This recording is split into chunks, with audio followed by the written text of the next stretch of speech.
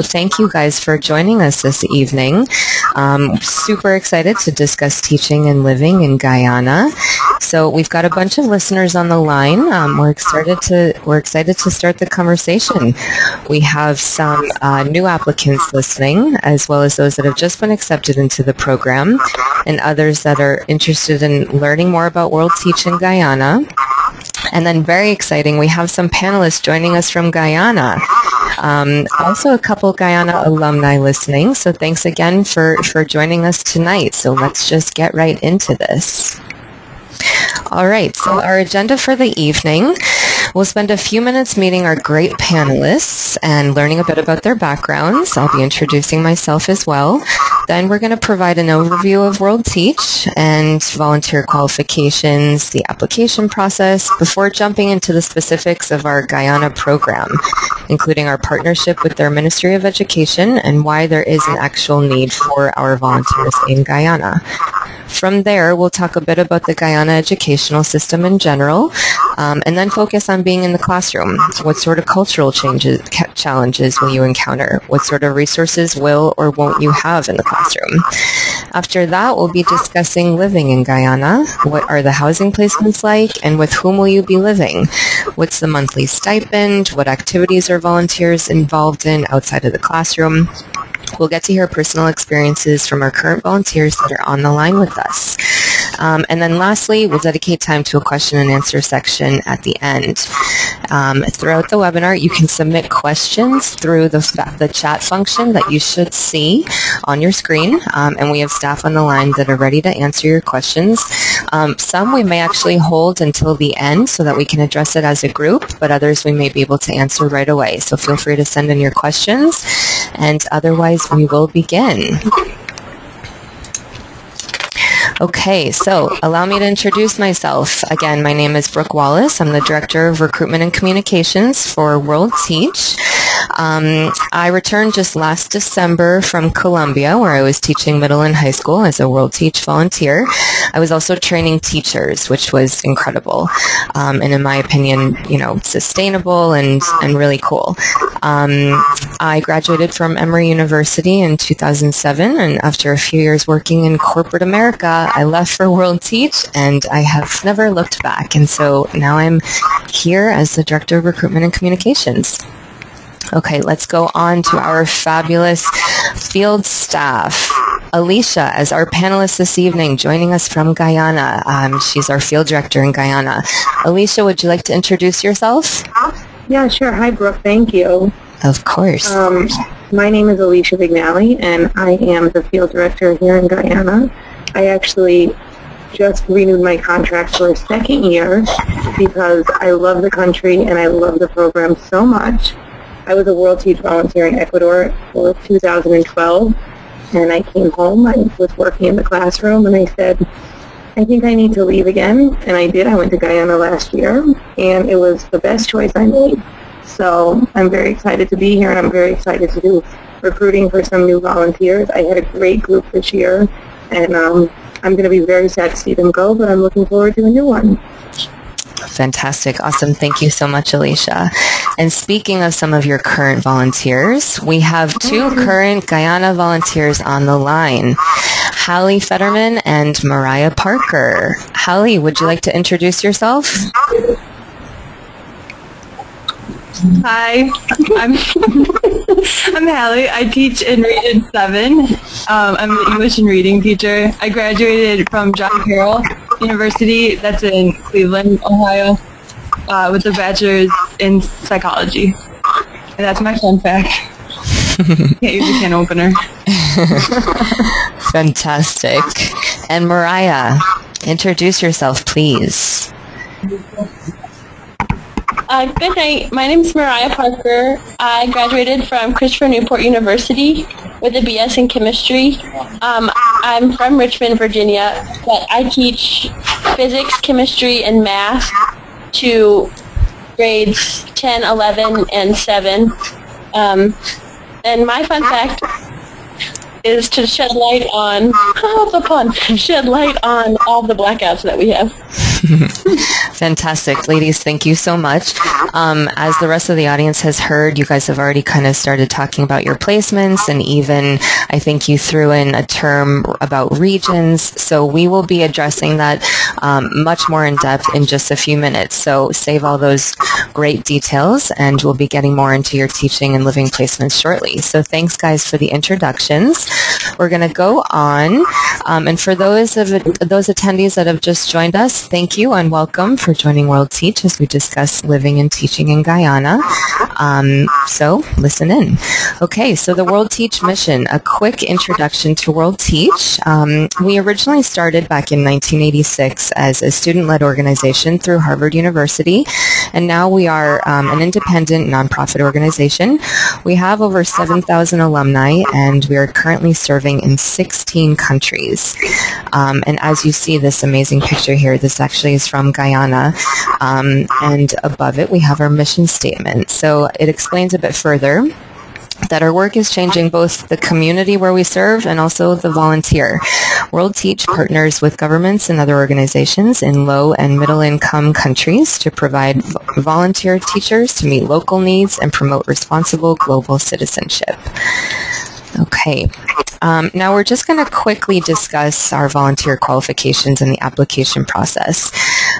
So applicants for our year-long programs like Guyana must be native or fluent English speakers of any nationality and hold a bachelor's degree. You do not have to have teaching experience. I personally had never taught before.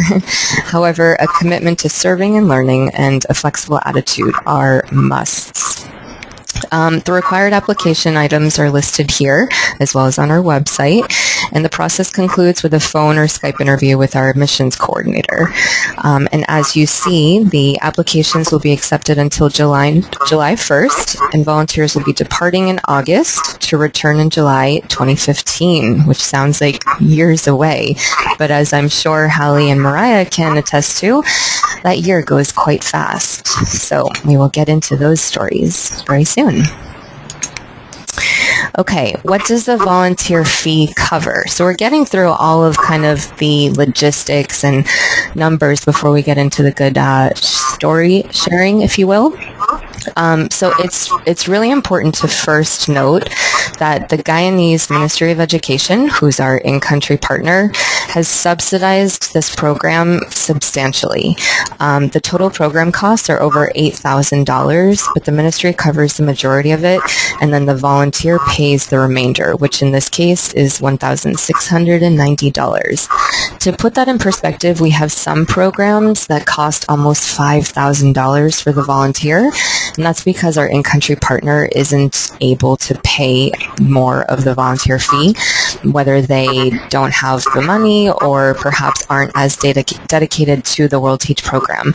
But our in-country partners are very dedicated to having us, so we are super grateful to them, and for that reason, this is the cost that the volunteers have to cover. And we definitely recommend fundraising. Everybody fundraises, and it's actually much easier than one would think. Okay, so this money covers your Guyanese work visa, health and emergency evacuation insurance, orientation and other additional training conferences, your housing, your monthly stipend, your field staff support, so thank you, Alicia, and a remote teacher quality coordinator who's here in my office in the U.S. to provide additional support for lesson plans, teaching resources, etc. Now, we did actually have a question regarding these fees and tax declarations, so very good question. This fee, the volunteer fee, is a tax-deductible donation. So it's made to us, a nonprofit organization, so you or whether you're, the people that that contribute to your fundraiser, whoever donates money, they will receive a receipt, which indeed says that it is a tax-deductible donation. And then for tax purposes, each of our volunteers receives a 1099 miscellaneous form, which may sound a little fancy, but as any working adult knows, you have to file your taxes at the end of the year. So you receive a 1099, for the stipend money that you earn within that fiscal year, and it's then the volunteer's responsibility to claim those earnings. The volunteer does not declare earnings with the host country; it's only with the United States. So I personally declared my earnings when I got back. We did that in like February, March, and obviously you're not making a ton of money as a volunteer, so I was lucky I didn't have to pay any taxes on that. But that's definitely the responsibility of the volunteer, and you do have to take that seriously, just like any other job, if you will. Okay, we're going to continue on. All right, profile of Guyana. Alicia, I'm going to turn this over to you because you are much more familiar with Guyana. We would love to hear about it. Okay, thanks, Brooke. Guyana. Whenever I tell people I'm living in Guyana, they'll say, oh, isn't that in Africa? And I know my two volunteers there can attest to this, that the question will never stop coming. And the thing is that no one knows about Guyana. It's this beautiful little tiny country that has been, as you'll see on this, the profile slide here, it's been colonized by the Netherlands. The French were there for a little while, and then it ended up being British. And so there's these huge British influence, but now we have mixed races of people. We have the Afro-Guyanese and the Indian Guyanese, and then we have people who come out of the Amazon.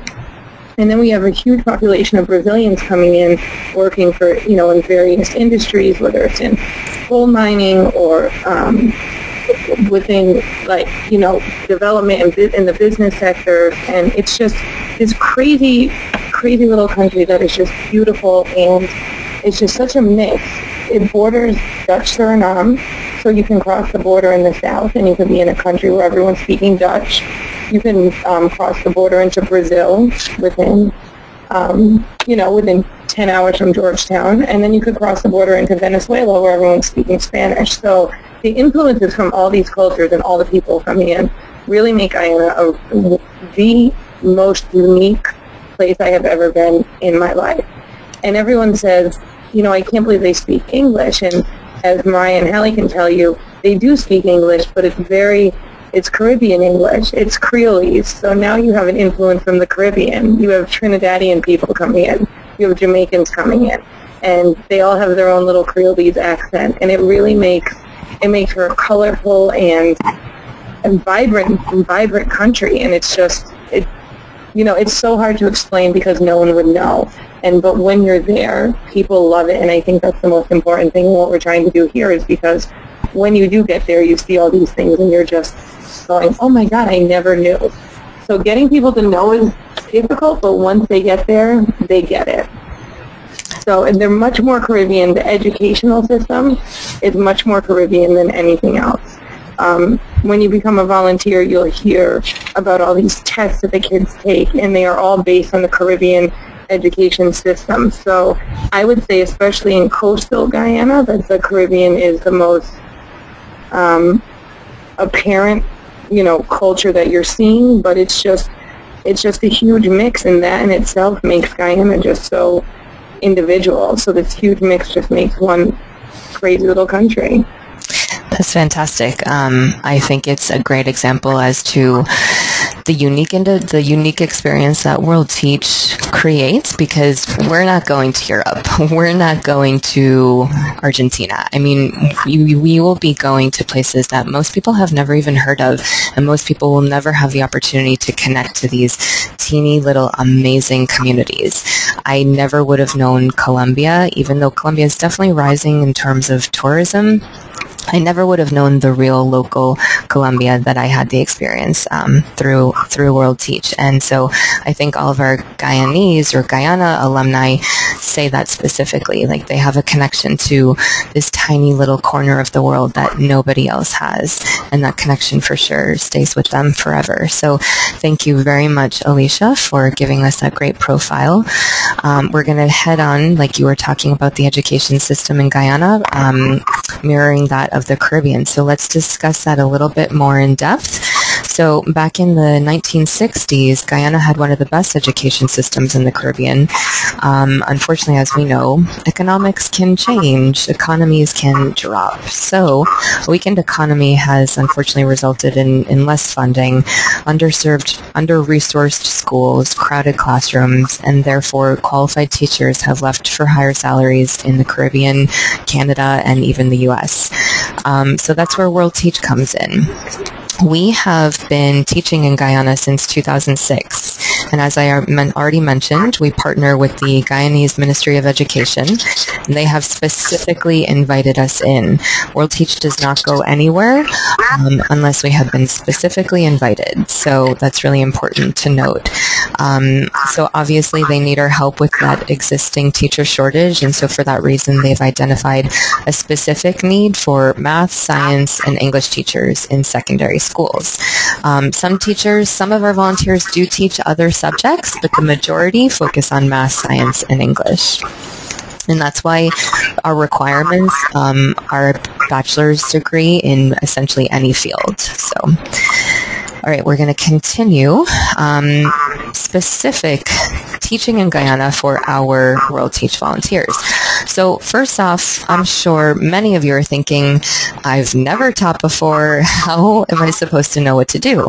And that's exactly where I was about a year and a half ago. WorldTeach takes their orientation training very seriously. So as I mentioned, that's the first 2 weeks upon arriving to Guyana. The group has extensive teacher training sessions every day, and then also completes a short teaching practicum. So you'll actually get to teach, and then you can receive feedback on your teaching from your fellow volunteers and also from your field director.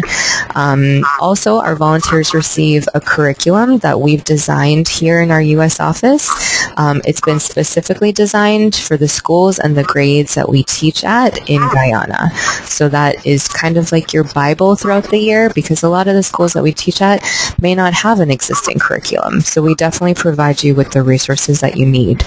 And then on top of that, you're assigned a specific teacher quality coordinator who, again, as I mentioned, is here in the U.S. with me.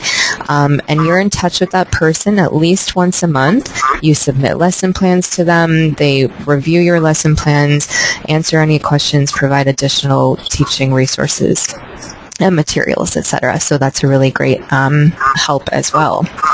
Okay, so Alicia, since you oversee all the volunteers in their schools in general, what sort of resources are most schools equipped with or lacking? I would say, Brooke, that it really depends. Overall, there are no resources. There's very slim resources. Most schools will have a book, and they definitely will have a curriculum or something to follow. The volunteers can get more into that. The farther into the interior you get, the less resources you have. It really might just be a chalkboard, and you bring your own chalk, and you have a book, and you make that work. I mean, if you're there might not be electricity, there might not be running water, let alone computers or copy machines. So it's really about being able to adapt to those situations. But the volunteers, they do an excellent job of doing it. But you have to be prepared that you're definitely not walking into any school that you would be used to walking into here in the States, or maybe even in some other developing countries. Good to note. Yeah, I think that's definitely a challenge that all of our WorldTeach volunteers face. But it's amazing what I think what you become capable of. You don't think that you can do it, and it's amazing what you actually can do. Yeah. And what's the average class size, if you could say or guess? My guess would be in the 30s. I would let Hallie and Mariah tell you, their exact numbers, but I've been in classrooms where there's 25 to 35, but with more, I know that's on here, but with more classes in the same room. Mm-hmm. And sometimes those classes don't have teachers, so you could suddenly think you're teaching 50 plus students. It really just depends on the school and the situation. But again, it's one of those things you figure out, and our volunteers, WorldTeach volunteers, are awesome. They're great at adapting to things, and they figure it out. I give them a lot of credit. Fantastic. Then on that note, let's get to the ladies. Hallie, I would love to hear about your teaching placement, what you're teaching, who you're teaching, the school that you work at, and definitely, you know, the most enjoyable aspects, but also the most frustrating ones.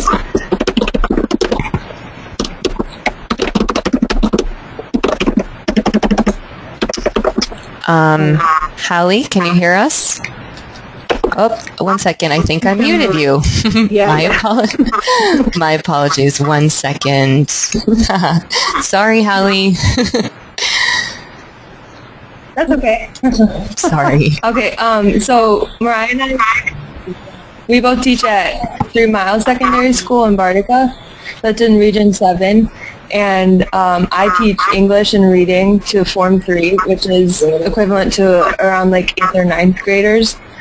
And it's important to know that secondary school here starts in like 7th grade, so my Form 3s are like in the middle of the pack. They're not like new kids and they're not the old kids yet. So the hardest thing about teaching them is their behavior is probably the most unruly in school. They're difficult to handle sometimes, but I've gotten better with it each term, and I've had some help too. But when we first got to school, our headmistress asked what we really wanted to teach, and since there's so little teachers, I said English, and I got English because there are so many openings in the department. That's awesome. Yeah, I think that we face a lot of schools that don't have enough teachers. So that flexible attitude that you had is fantastic, because it is difficult sometimes to just switch, because I believe you studied, did you say psychology? Right? So, yeah, I came to Guyana prepared to, I was prepared to teach whatever they needed me to. They prepare you well enough here that you shouldn't have a difficulty with any subject that you had to teach. Fantastic, yeah. But again, being that flexible is amazing, so thank you so much. What would you say is the most, well, I know that you said the class management, but really those wild kids, that can happen in any part of the world, really. Would you say that that's the most frustrating aspect, or is there anything more specific about, like, you know, specifically teaching in Guyana, or you're just so comfortable in the classroom? Well, okay, the behavior of the kids is definitely the worst part, but they're also hilarious. Like, it's what makes it so much fun, because they're sometimes so awful, or they'll do something that's just so off the wall that no one has ever done before. It's just like, it's so funny. That's awesome. So it's worth it. Absolutely. I think that's the moral of this whole story. It is difficult, but worth it. So I'm sure I'll be quoting you on that again. Fantastic. Okay, Mariah, we would love to hear from you. Tell us, you know, what you're teaching, who you're teaching, etc. Your thoughts and what you find to be challenging or enjoyable.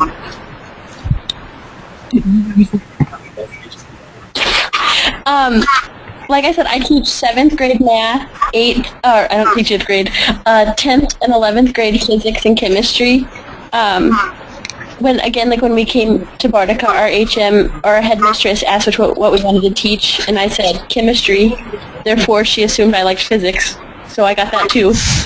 And then they just needed a math teacher, so I got that as well.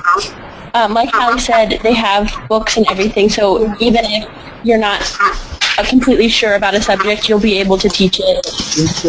And if you have questions, you can always go to your HOD, which is head of department. Mine's listening right now, and he told me to say that he's the best ever. We're at his house. Yeah, we're at his house using his Wi-Fi. I think the most challenging thing is the behavior of students, because at least for us, we've never have been in a situation to be like the only adult in charge of molding the young minds of the children. And that is definitely a challenge. But I think a key thing, other than being flexible, you also need to be resilient, and you need to be more stubborn than the students and come back every single day. That's Ready great. to fight. That's great advice. Fight. Yes, let's not have actual fighting in the classroom. But yes, I definitely agree that you just have to go at it every single day. It's kind of the least we can do by allowing these people to, by having them allow us to enter their communities. We definitely have to give back, and we receive in the same way. So awesome, fantastic. So then all three of you would definitely agree that flexibility and resourcefulness are two very important requirements for volunteers to have in order to be successful, correct? Correct. The most important. Yes. Yes. Okay. Awesome. All right. So if anyone has any questions about teaching, feel free to raise your electronic hand or to chat it in. Otherwise, we're going to continue to talk about, class life outside the classroom, and then we can always go back to questions at the end as well. All right. So we're going to go on. Okay, so there is indeed life outside of the classroom as a WorldTeach volunteer. So let's see. All right, so we have volunteers placed in numerous parts of the country, including the interior of the country, which is about an hour's flight from Georgetown, which you guys have mentioned is the capital of Guyana. We also have volunteers in rural villages, a couple hours driving from Georgetown, and then also more urban locations in or right outside of Georgetown. It's important to note that there are 2 volunteers placed at each school, and these volunteers normally live together as well. So Alicia, could you give us kind of a quick overview of volunteer housing placements in these locations, in terms of accommodations, roommates, amenities, proximity to schools, etc.? Yeah, sure. Most of our volunteers have lived in school compound areas.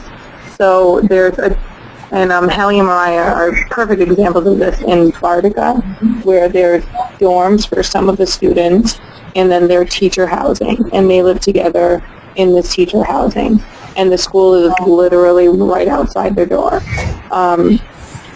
I don't know how you could ask them how many of their students actually live at school. It's not many, but because the schools are located in the most populated area of the region, I mean, some of these kids, are 3 days away by boat from the school, so they have to stay there. So our volunteers usually stay at the teacher housing, and if that's not available, the Ministry of Education has houses kind of similar to like the blue one you have up here, Brooke, especially in the interior, deep in the interior, near the Venezuelan border and stuff. I have some volunteers who are living in a house, and the accommodations they're by no means luxurious, but they will provide you with what you need. You'll get shelter, you'll have a bed, you'll have a mosquito net, and you will live like a Guyanese. You will live like one of the Guyanese people who are living in that community. And, like I said, it's not luxury, but it's definitely sufficient, and it'll definitely be something that you can make your home into. It'll take some work. You can put your personal touches on it, but it'll be something that I think, is livable if you're very resilient, and if you're very accommodating and very resourceful, and you're just kind of willing to roll with the punches. And rolling with the punches means doing your laundry by hand, correct? Yeah, doing your laundry by hand, sometimes getting water out of a well, not having electricity for, I don't know, maybe a few days, depending on where you are. I'm in Georgetown in the capital, and sometimes I don't have, current or electricity for 2 or 3 days. So imagine, if you're placed in the middle of the rainforest in a beautiful village, and you may not have current for a few days unless you have a generator, And if you get a generator, that's great. And if you don't, your neighbors probably will let you charge your cell phone and, go over and have dinner with them. And it's all about just, people adapt, and it's an experience, it's an adventure, and it's something that I don't think anyone regrets when they complete it, Mm-hmm. It's tough. What did I say today, Brooke? Guyana's no picnic, but it's worth it. Mm-hmm. Again, difficult, but worth it. That is the moral of the story. Yes, it really is.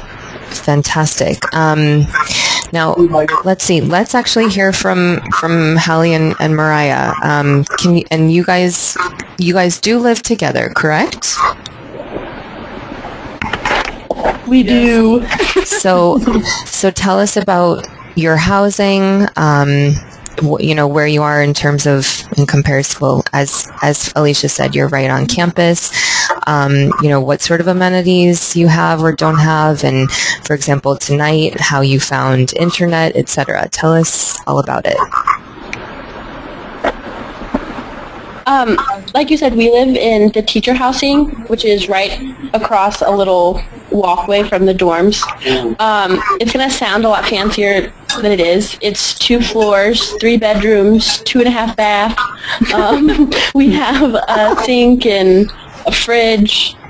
We have 2 little burners, a table. We don't have any shelves or drawers. But one thing that Alicia didn't mention is there's no hot water, and if you want a hot water bath, then you have to boil the water. So kiss that goodbye. Mm-hmm. It actually isn't as bad as it seems. It just, some days, you just really want a hot shower. At least the partnerships that we have in country now. Sorry, go. No, go ahead. Sorry, go ahead. Sorry. We all live together, like the different partners.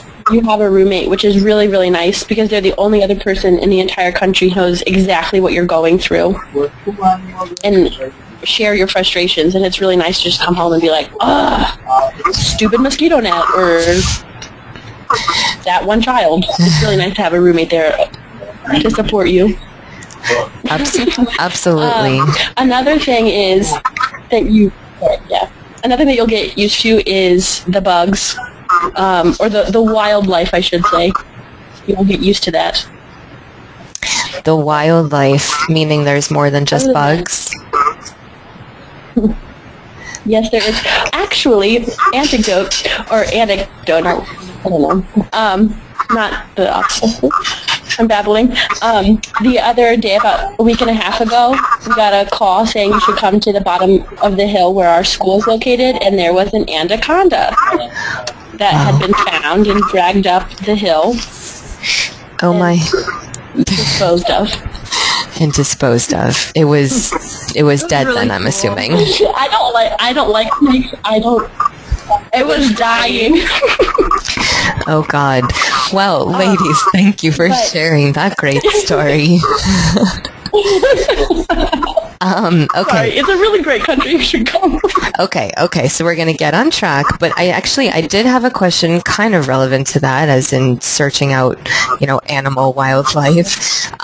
What do you guys normally do when you're not at school? Activities that you've been involved in outside of the school, things that you do during the weekends, with that big monthly stipend, where do you spend all your money? Where do you spend your time?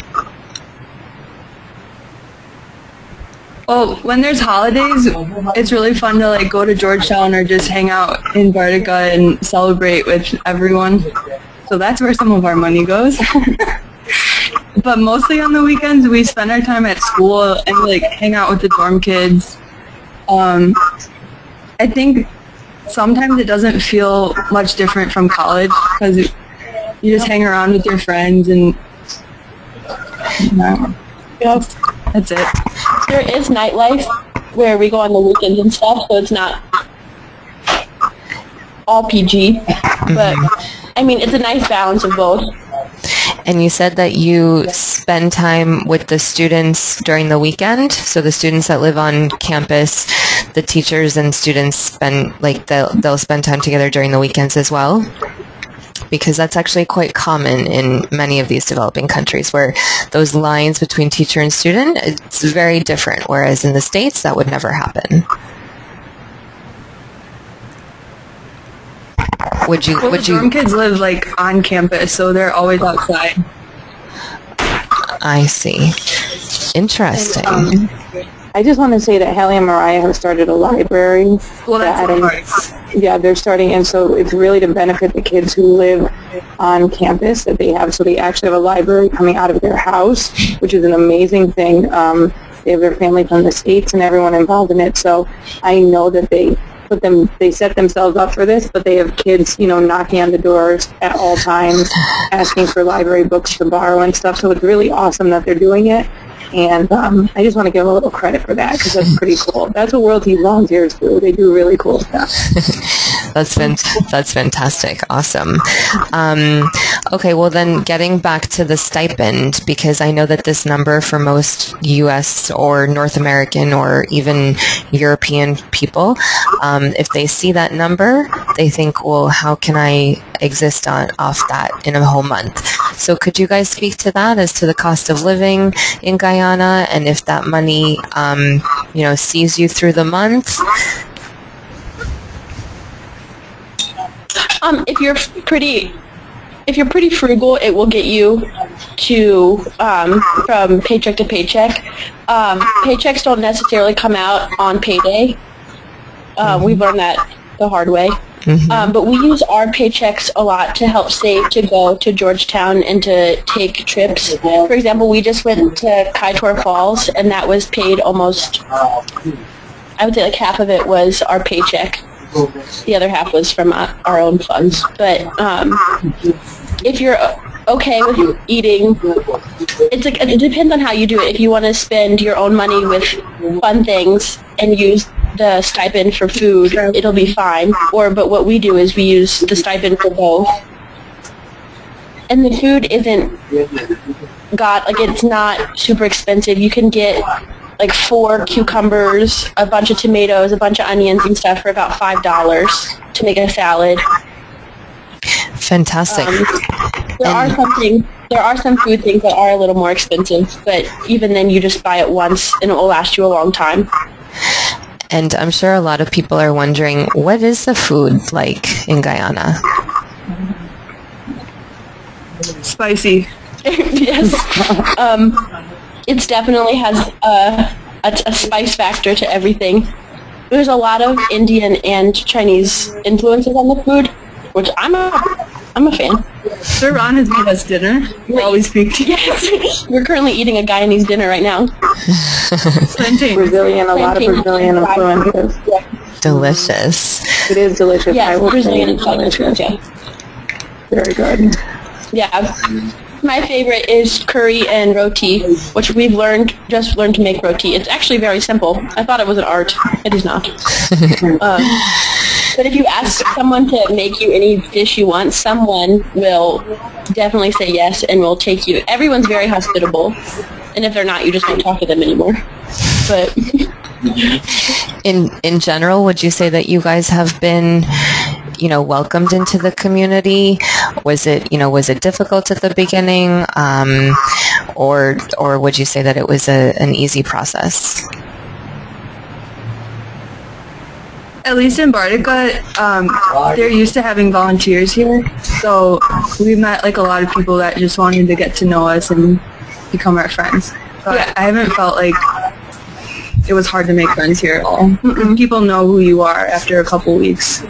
And even if the people who the placements that don't necessarily have volunteers, your students, the key rule is everyone knows everything about everyone in Guyana. And after a few weeks, your students will tell their parents, who will tell their friends, who will tell everyone else that there's a new teacher, and then you become Miss everywhere.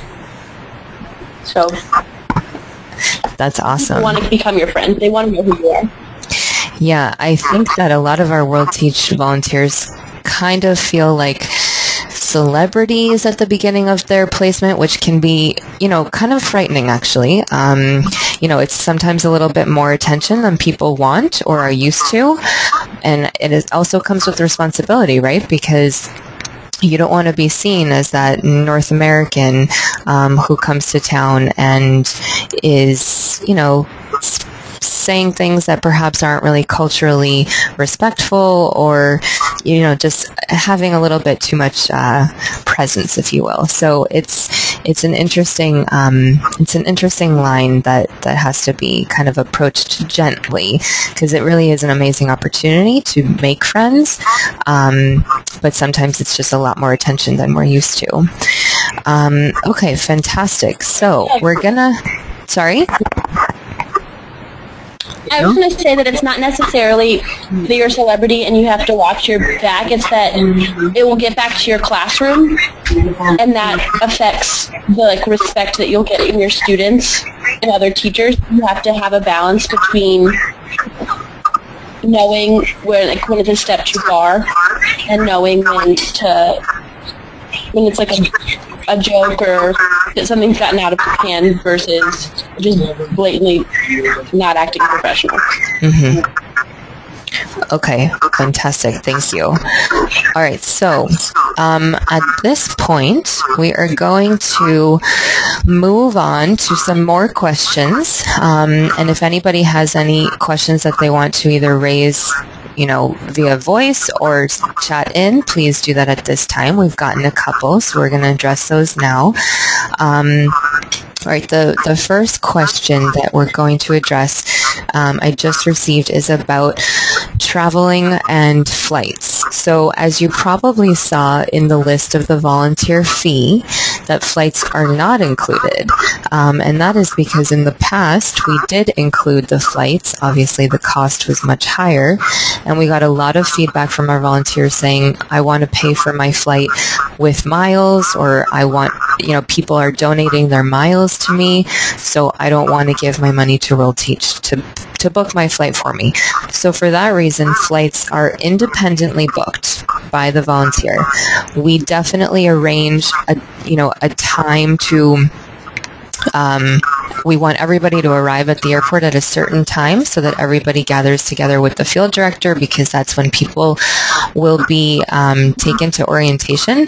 But in terms of booking the actual flight, the volunteer does that on their own. We do, however, get all the volunteers on communicating through Google Docs so that they can reach out to each other about travel, whether they're flying from the same connecting destination like Miami or New York, etc. So there's definitely help, and we are, of course, here to help you with that, but it is done essentially on your own. On that note, Alicia, did you want to add anything about travel, whether it's actual flights to Guyana or just travel expenses in general? Because I know that girls quickly spoke about, traveling, traveling for fun, and whether your stipend is gonna allow that, which obviously it won't, because it's a living stipend. But could you speak to that a bit further? Oh, sure. Well, first let me say that lucky for us in North America, Guyana is a very affordable flight. Getting to New York or Miami, you can get to and from Guyana for, I have never seen the prices go above maybe around $700 from those airports. The flight is, it's Caribbean Airlines is actually the only airline that goes as of right now. A new one is starting next month, which, when the process is complete, we can send that information out, which will be even more affordable. But as long as you can get to New York and Miami, it's very, very affordable. As far as traveling in country, a lot of the things that we've done have been accessible we went to the rodeo. I actually went with Hallie and Mariah. We took a bus down about 12 hours to the Brazilian border, and they took the bus back. I chose to fly back, and that's one of the more expensive flights. It's about maybe $100 US each way. But if you fly to and from other areas of Guyana, they're in the tiny little what they call bush planes, because you're flying over, they call the rainforest the interior of the bush, and so getting in, you go on the little bush planes. They range from about $30 to $45 each way. Hallie and Mariah take a boat often to get from Bartica to Georgetown, and that maybe, I think, costs them around $10. So I can't say your stipend would help you travel, but your stipend could help you live, and if you wanted to travel and see all the amazing, beautiful things that Guyana has to offer, I think just like with any other program, you should bring extra money to do so, because you will have the time. There's a lot of holidays. There's a lot of time off, and so you will have the time to go and explore, and as you meet people, you'll get invited to different regions and different sites, and it's really great if you can do all those things. So it's affordable travel, but your stipend won't cover it, if that makes any sense, Brooke. Yes, it does. Thank you very much. It's not like mind-blowingly expensive, right? You know, you can do things.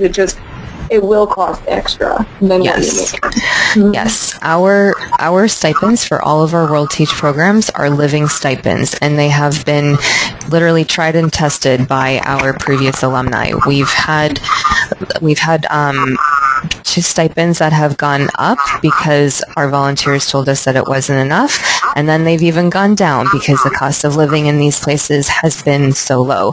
So this is specific to Guyana. This money will absolutely take care of you. You know, we're not sending anybody out there for a challenge that you should not be facing. But in terms of, you know, like extracurriculars or, you know, things that are not the essentials, like traveling or like perhaps a couple extra meals like out at restaurants, but that is a very North American thing, so that might not even exist in Guyana. Those extra things, you know, are not going to be covered through your stipend. So yes, it's always a good idea to have a little bit extra if indeed you want to travel or do those things. But you will absolutely be able to exist on the stipend. Yeah. So good question, and thank you guys for answering that. Okay, next question. Now, I've heard a couple things about this. I'm hoping, Mariah, could you explain what is this Mashramani festival that I've heard of? It's the National Day. I got it wrong on Facebook, and I said it was the National Independence Day, and that is a lie. It is not. It's a huge festival every year, and it's huge and colorful, and it's beautiful. It's really great. We went to Georgetown actually for the big. And it's huge floats, and then you go and you walk around, and it's a kind of like Carnival, but the Guyanese version. And then you come back to your sites, and then there's small Mashramani celebrations. Hallie and I actually participated in the Bartica Mashramani Parade. I think there's a picture on one of the slides up here that shows us in our costumes. Is this it? Yeah. Is this the picture? Yeah, it hasn't changed. Okay. Yes, yes, that is it. The other two girls in the picture are from a different program, and they are from the UK. But yes, that is us. Very cool. Awesome. Okay. Next. My favorite holiday, though, is Passover, where you throw colored powders. I'm sorry, is what? It's called Tagua, and you throw colored powder at each other. It's a lot of fun. The kids really, really enjoy it. We played with the dorm's children. Fantastic. And what is the significance behind that colored powder? It's a Indian holiday. It's the Hindu festival of colors, where it's the struggle between good and evil. And the colored powder just is like it's just to be fun. It used to be water, but then people would throw dirty water on each other, so then it got switched to colored powder. Awesome. And these are only things that could exist in Guyana, which is very cool. Well, you know what, Brooke, I just wanted to say one thing, too. What's amazing about having all these different people and cultural influences is we celebrate all the holidays, whether it's a Hindu holiday or a Muslim holiday or a Christian holiday or an Indian holiday or an African holiday or a Chinese holiday, you name it, we celebrate it. And it makes for such an amazing experience because all these holidays that I never ever in my whole life would have thought about, you get to celebrate them in Guyana. You know, it's amazing. It's amazing. They all welcome each other, and they're very open and accepting of each other's differences. And so what they do is they just celebrate each other's holidays. It's great. That's awesome. I don't know that happens very successfully even in the United States. I don't think it does. I've never seen anything like it. It's quite amazing. It really is.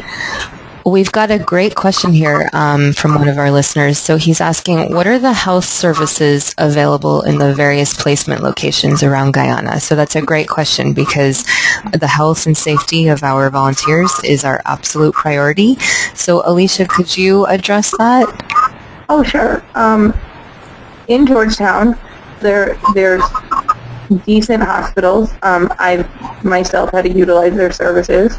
While they're nothing that you would sit there and want to have, a major surgery at, they'll get you better. They have access to medications, and they have a lot of missionaries and trainers coming in who can help you if you need be. The farther out you go into the interior, their focus are mainly on tropical diseases and malaria and different things like that, but they're very good at solving all those problems. And if you were to get sick or if something was to happen, they have a lot of either medical missionaries or airstrips where you're able to be airlifted. Well, I shouldn't say airlifted, but flown from the site you are into Georgetown without that much of a problem. All of our volunteers, basically as bad as it gets, is some sort of maybe stomach flu or stomach bug or something like that, and they'll get you better, and they've gotten me better, and everyone has been okay. We had a volunteer who didn't even break her foot, sprained her ankle, and she was given amazing care in a hospital. By hospital, maybe a one-room shack-looking thing, in the middle of the rainforest. So had it been more severe and she needed to get out, I could have gotten her there, but they were able to handle what needed to be handled right there in their small limited facilities. That's fantastic. It's also really important to note that, as you guys may remember, as part of that volunteer fee, our volunteers have emergency evacuation and health insurance. So it's not necessarily like preventative health, like going to the doctor or going to the dentist like once or twice a year. It's not like that. It's in case of an emergency. People can also get additional insurance on top of that, like additional travel insurance that a lot of people actually do. But you do have that health insurance through WorldTeach, and that's something that. Sorry, continue. Oh no, I'm sorry, Brooke. I didn't mean to cut you off. I just wanted to say, when there has been an issue, none of the volunteers have ever had it, myself included. I've never been asked to pay for anything when I've gone into using the public health systems there. I did go to a private hospital once, which was still very affordable. But when I went in, I had a couple of tests done for different things, and they won't even charge you or accept money or anything. Wow! Again, so they just welcome you. They're like, you're welcome to use the system because they're there. Only in Guyana. Yep, it's true. All right, that's a great question. So, okay, on to the next. We're going to just get back a little bit to teaching. Hallie, I wanted to ask you, especially because you had switched teaching subjects at the very last minute. After orientation, did you feel prepared in the classroom at the beginning? Because, as you know, it's okay if you didn't. But how were you feeling in terms of teaching at the very beginning? Honestly, all you have to do is think back to how you were taught and then teach like that. So in first term, I thought of like what made me really love English and reading, and it was reading the books in class, and so that's why I wrote home and got a class set of books for my students to read, and they really liked that. That's awesome. Okay. I think it's interesting. All you really need to know is your top one. No, go ahead. Sorry. Go ahead. No, I just mean as long as you keep thinking of like creative ways for your students to learn. They're used to one way of teaching, and it took a while for my students to get used to me, but I've introduced a lot of new things, and they're finally getting used to it. But it keeps them interested, and it keeps them learning. Awesome. I think it's interesting that you said that, you think about the way you were taught. I think a lot of us are very fortunate in the way we were taught in the systems or the countries where we were educated. And it's an important note to remember that not everybody received that. And I think that's why a lot of us can be good teachers, because we did receive good educations. You recognize what a dedicated teacher is and what perhaps isn't a dedicated teacher. So yeah, I think that's a really good thing to note. Okay, I think we'll have time for maybe 2 more questions. I received one about visas for non-U.S. citizens, because as I mentioned, our volunteers are from all over the world. It doesn't matter what nationality you are. However, a lot of our visa processes are more catered towards North Americans or U.S. citizens, just because of our partnerships with the ministries and whatnot. So I just wanted to address that. So WorldTeach applies for and pays for the work visa required to teach in Guyana. So we do that on behalf of each volunteer. Again, we apply for it, we do the work, we pay for it, regardless of nationality. However, if you are not from the U.S., you may need an additional entrance visa just to arrive to Guyana, because our volunteers from the U.S. can arrive there without an entrance visa. However, some countries are required to have that. Now, this is an additional visa, and that is something that WorldTeach has not worked on, has not supported financially, but we are definitely here to help you look into that, because the process time can vary. It can be, involved. It could take a month. Those things obviously are very difficult at times, and so we're here to help you through our contacts in Guyana and also at embassies, for example, here in the States. But this is a process that is eventually the responsibility of the volunteer, financial and time-wise. But that's something that we can look at on an individual basis, so we can talk about that further. But in terms of the work visa that all of our volunteers have, that is the responsibility of WorldTeach, and we take care of that for you. So great question. Okay, last question, unless I receive any amazing ones in the next couple minutes. Alicia, last question. What pre-departure steps, whether mental or physical, would you recommend to a future WorldTeach volunteer in order to be successful in Guyana? Okay, Brooke, I don't know if you know, it's like doubling. I don't know if you know. Yeah, I heard that. It's okay. We will just finish with this last question, and then we will say goodbye. Thank you. Okay, they can hear it. Thank you. Okay, they can hear it. As far as pre-departure or things, I definitely think that you should be prepared to expect the unexpected, to have expectations, but not to hold yourself and have your whole experience planned out in your head, because everything you think is what's going to happen is probably going to be the total opposite. So we talked a lot about having an open mind and being really flexible, and I think that is the most important thing that you can pack in your suitcase or carry in your carry-on bag, is this openness and sense of just really, I'll say it again, going with the flow and rolling with the punches. As far as, I'm sorry, Brooke, did you want me to get into other specifics? I kind of was distracted by the echo. No, just like you're talking about, being flexible and being open-minded, as we've discussed. I think it just needs to be reinforced, really. Yeah, it really does, and it's a matter of your goal. My volunteers can say that now. They got off the plane.